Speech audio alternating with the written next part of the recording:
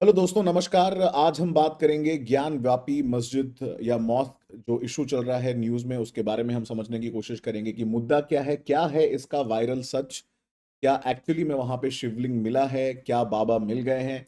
इन सब चीज़ों के बारे में बात करेंगे आज इस वीडियो में, और बहुत ही महत्वपूर्ण है ये जानना कि प्लेसेस ऑफ वर्शिप एक्ट 1991 इस मुद्दे के बारे में क्या कहता है। तो चलिए इस मुद्दे के बारे में बात करते हैं। मैं ये वीडियो रिकॉर्ड कर रहा हूँ, सुप्रीम कोर्ट में एक पिटिशन इसके ऊपर हियरिंग चल रही है। जस्टिस DY चंद्रचूड़ साहब की बेंच है, उसमें भी इसका जजमेंट आना अभी बाकी है।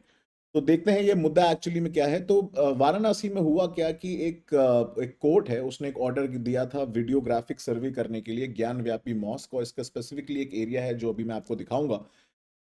उन्होंने डायरेक्ट किया आर्कियोलॉजिकल सर्वे ऑफ इंडिया के स्टाफ को कि ये जो ज्ञान व्यापी मॉस्क है, उसका एक वीडियोग्राफिक सर्वे किया जाए जहां पे कुछ हिंदू रेलिक्स या हिंदू सिंबल पाए जाने की संभावना है। तो 16 मई को लोकल कोर्ट ने डायरेक्ट किया था डिस्ट्रिक्ट एडमिनिस्ट्रेशन को कि वहां पे जैसा कि आपने देखा होगा न्यूज में, उस एरिया को सील कर दिया गया है। वुजू एक जगह है जहां पे मुस्लिम समुदाय के लोग अपना हाथ पैर धुलते हैं नमाज अदा करने से पहले। तो वहां पे एक शिवलिंग मिला है, जिसको माना जा रहा है कि जो मुस्लिम समुदाय का कहना है कि शायद ये एक फाउंटेन है, बट हिंदू समुदाय के लोगों का ये बहुत क्लियर मानना है कि ये एक काशी विश्वनाथ मंदिर जो है उसके कॉरिडोर का हिस्सा था, और ये मेन शिवलिंग है जो यहाँ सिचुएटेड है। और इस वजह से जो कोर्ट है उसने क्या किया, इस एरिया को कॉर्डन ऑफ और सील करने की बात की है। ये 3 दिनों तक सर्वे चला था अंडर टाइट सिक्योरिटी, और उसके बाद इसको फाइनली कंक्लूड कर दिया गया है। देखिए, बात यहाँ पे महत्वपूर्ण है कि कुछ तो मिला है, और वो बहुत जरूरी है जानना। मतलब जो चीजें सदियों से दबी हुई थी वो बाहर अगर आ रही हैं, तो आई थिंक ये हाई टाइम है इन सब चीजों के बारे में लोगों को पता चलना चाहिए। अभी सारा मुद्दा चालू कैसे होता है उसके बारे में बात करते हैं। ये डिस्प्यूट जो एक्चुअली में न्यूज में आया, या जब ये केस फाइल हुआ था, ये 5 महिलाओं द्वारा, इसमें आपको 4 दिख रही होंगी, 5 महिलाएं थी, 5 हिंदू महिलाएं थी जिन्होंने वाराणसी कोर्ट में ये केस फाइल किया था कि उन्हें एक्सेस चाहिए मंदिर का, स्पेशली जो माँ श्रृंगार गौरी मंदिर लोकेटेड है outside the western wall of ज्ञान व्यापी मॉस्क।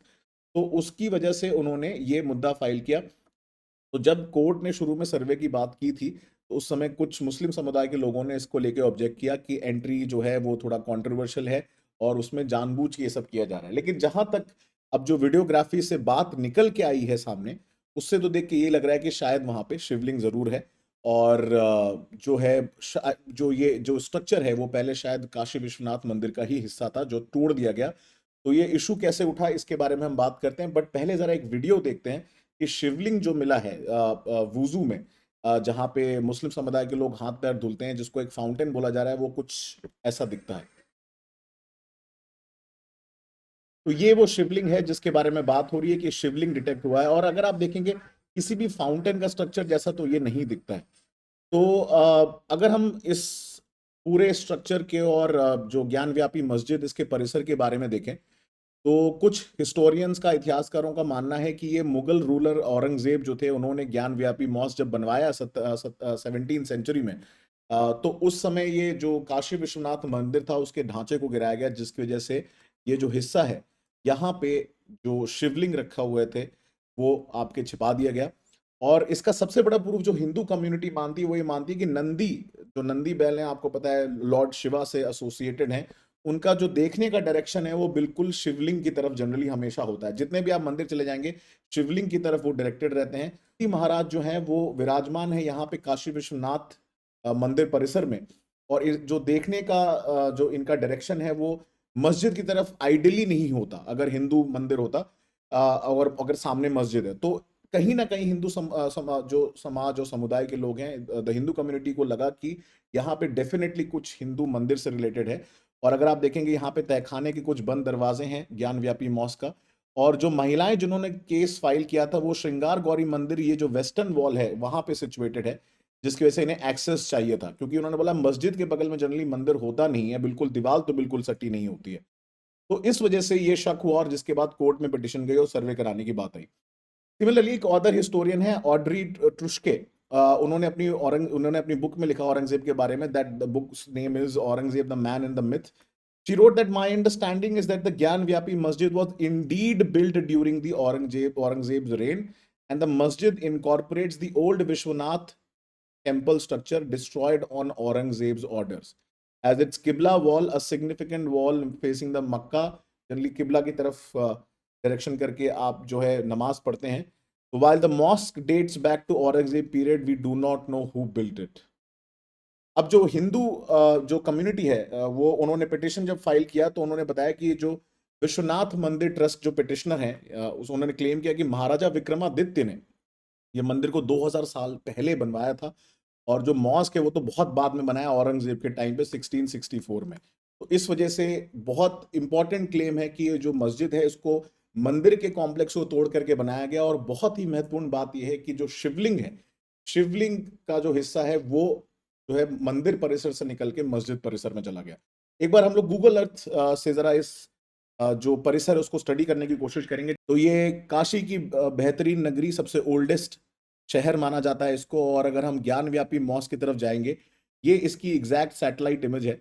और अगर आप ध्यान से देखेंगे, ये ज्ञान व्यापी मस्जिद मॉस्क का परिसर है। This is Kashi Vishwanath temple, जो अभी रेनोवेट हुआ है। प्रधानमंत्री मोदी जी का बहुत इंपॉर्टेंट रोल रहा है इसमें।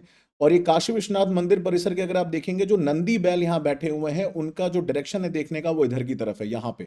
और यही वो ढांचा है, यही वो एक इनक्लोज्ड एरिया है जहां जहां पे वुजू है। और इस अगर आप देखेंगे जो ज्ञान व्यापी मॉस्क है उसके अंदर जो शिवलिंग मिला है वो इज एग्जैक्टली इस एरिया पे मिला है, यहाँ पे। और इधर कुछ ये क्लोज्ड दरवाजे हैं यहाँ पे, कंपार्टमेंट, जिसके बारे में हम लोग बात करें तो ज्ञान व्यापी जो मॉस्क है उसका ये मेन स्ट्रक्चर है। और अगर आप देखेंगे क्लियरली दिख रहा है कि ये दीवार सटी हुई है, कुछ ना कुछ तो कहीं ना कहीं शायद तोड़ा गया था। अब कितनी सच्चाई है इसके बारे में वो तो खैर अभी आर्कियोलॉजिकल सर्वे ऑफ इंडिया ही कंफर्म करेगा। Places of worship act 1991 as a UPSC aspirant या जो लॉ एक्सपर्ट है उनके लिए बहुत जरूरी है। तो नरसिम्हा राव की सरकार में जब राम मंदिर मूवमेंट अपने चरम पे था अयोध्या में, तो नरसिम्हा राव सरकार ने एक प्लेसेस ऑफ वर्शिप एक्ट सितंबर 1991 में पास करवाया। और ये इसलिए था ताकि कम्युनल हार्मनी जो है वो मेंटेन रहे। और इसके लिए उन्होंने जो ये एक्ट लेके आए उसमें सबसे इंपॉर्टेंट बात ये रखी गई कि जो भी रिलीजियस कैरेक्टर रहेगा किसी भी प्लेसेस ऑफ वर्शिप का, उसको मेंटेन किया जाएगा जैसा वो एग्जिस्ट करता था आजादी के समय 15 अगस्त 1947। So the law kept the disputed structure at Ayodhya out of its ambits largely because it was already a subject of litigation. तो अयोध्या राम जन्मभूमि टेम्पल का जो विवाद है वो इसका पार्ट नहीं था। उसके अलावा बाकी सारे जितने प्लेसेस ऑफ वर्शिप है उनको बोला गया कि वो इस एक्ट के तहत रहेंगे। मतलब कि आप किसी भी कोर्ट में ले जाके इसको चैलेंज नहीं कर सकते, या आप किसी भी जो जो मंदिर है वो मंदिर रहेगा, जो मस्जिद है वो मस्जिद रहेगा, जो गुरुद्वारा है वो गुरुद्वारा रहेगा, जो चर्च है वो चर्च रहेगा। किसी भी प्लेसेस ऑफ वर्शिप के स्ट्रक्चर को, आइडेंटिटी को चेंज नहीं किया जा सकता। जो है 15 अगस्त 1947 तक जैसा था वो वैसा ही रहेगा। लेकिन कहीं ना कहीं अगर आप देखें, अगर आप लीगल टर्म में बात करें तो ये कोर्ट की जुडिशियल रिव्यू की पावर को कहीं ना कहीं चैलेंज करने की बात करता है, क्योंकि ये बोल रहा है कि कम्युनल हार्मनी के बेसिस पे किसी भी पुराने स्ट्रक्चर को या रिलीजियस नेचर के स्ट्रक्चर को चैलेंज नहीं किया जा सकता, उसके कैरेक्टर को चेंज नहीं किया जा सकता। तो इसमें एक बहुत इंपॉर्टेंट एक्सेप्शन है कि कुछ साइट्स जो है वो एग्जेम्प्ट की गई थी from the purview of this section, including the ancient and historical monuments and archaeological sites and remains that are covered by the Ancient Monument and Archaeological Sites and Remains Act of 1950। और ये उस पे भी apply नहीं होगा जो 1991 के पहले वाले जो विवाद चल रहे हैं उन पे भी ये लॉ अप्लाई नहीं करता। तो इसी वजह से अगर आप देखेंगे जो आज का मुद्दा है ज्ञान व्यापी मॉस्क वाला, कोर्ट में गया है, सुप्रीम कोर्ट में इसकी हियरिंग चल रही है। डीवाई चंद्रचूड़ साहब की जो बेंच है वो इस पे हो सकता है एक जजमेंट सुना दे, और उसके बाद देखेंगे इस पे क्या निकल के आता है। बट बात आखिर यही निकल के आती है कि देखिए, अगर लगता है हिंदू कम्युनिटी को या किसी कम्युनिटी को लगता है कि उनके रिलीजन के लिए इंपॉर्टेंट जगह है, तो आई थिंक दोनों कम्युनिटी को मिल बैठ के ये चीज़ पीसफुली सेटल करनी चाहिए। जैसे राम जन्मभूमि विवाद को आप देखेंगे कोर्ट ने बहुत बेहतरीन तरीके से हैंडल किया। हिंदूज को राम जन्मभूमि मिली, ठीक है, और उसके अलावा आप देखेंगे जो मस्जिद बनाने के लिए ज़मीन इतनी बड़ी दे दी। तो इस तरीके से मैटर को सुलझाया जा सकता है। I think that is the way forward. तो ऐसे ही मेरे इंपॉर्टेंट और अमेजिंग कोर्सेज को ज्वाइन करने के लिए अनअकैडमी में आप ले सकते हैं अब से 20% तक ऑफ ऑन सब्सक्रिप्शन। तो मेरा इंडियन पॉलिटी का एक कोर्स चालू होने वाला है, आप उसको ज्वाइन कर सकते हैं इसी महीने के एंड तक। और बाकी सोशोलॉजी ऑप्शनल के कोर्सेज को भी आप ज्वाइन कर सकते हैं, जो कि मई एंड में चालू होगा। 20% ऑफ चल रहा है। इसके अलावा अगर आप चाहें तो ईएमआई और कॉम्बैट को देना ना भूलें, जो कि आपका 22 मई को सुबह 11 बजे होने। मैं मिलूंगा आपको अगले वीडियो में। Till next time, thank you so much. जय हिंद दोस्तों।